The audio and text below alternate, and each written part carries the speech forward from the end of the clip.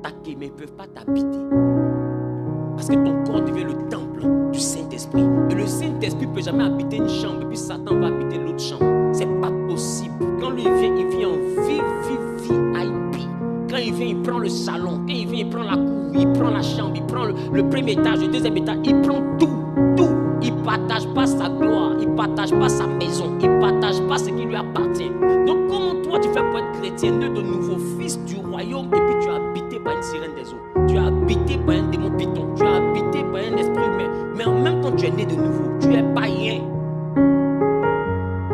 Moi je vais te dire ça pour te révolter.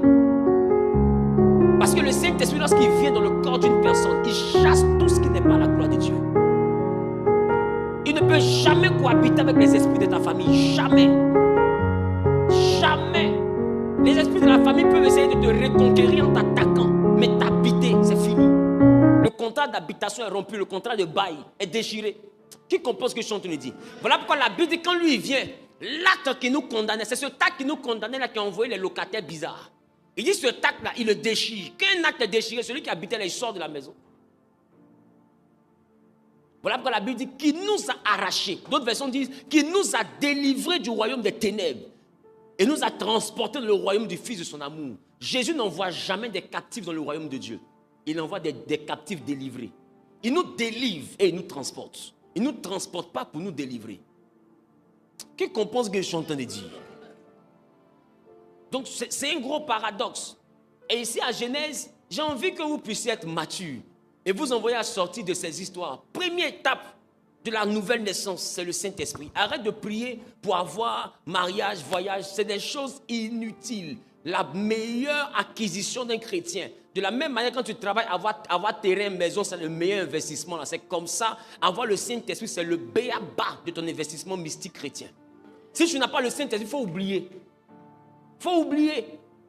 Quand les autres parlent, il faut te taire. Quand on danse, il faut pleurer. Parce que tu n'as pas le Saint-Esprit. Il dit, je ne vous laisserai pas orphelin. Toi, tu connais Jésus où? Le seul que Jésus dit te donne pour que tu ne sois pas seul s'appelle le Saint-Esprit. Mais toi, tu dis, tu as Jésus sans le Saint-Esprit. Comment c'est possible? Puisque Jésus dit, je m'en vais. Donc Jésus que tu dis, tu as là, il n'est même plus ici. Jésus n'est pas sur terre. Il est présent par le Saint-Esprit. Il dit, moi je m'en vais au Père, mais je ne vous laisse pas orphelin. Le consolateur viendra, le paraclétos viendra. Maintenant, celui qu'on dit, il vient là, et qui va agir en son nom. Celui qu'on dit, il vient là, il n'est pas dans ta vie. Mais tu dis que c'est celui qui est parti là qui est dans ta vie. Comment l'absent peut être dans ta vie pendant que le présent n'est pas dans ta vie? Il y a un problème. C'est pourquoi je veux dire, je préfère que tu passes des nuits blanches à rechercher le Saint-Esprit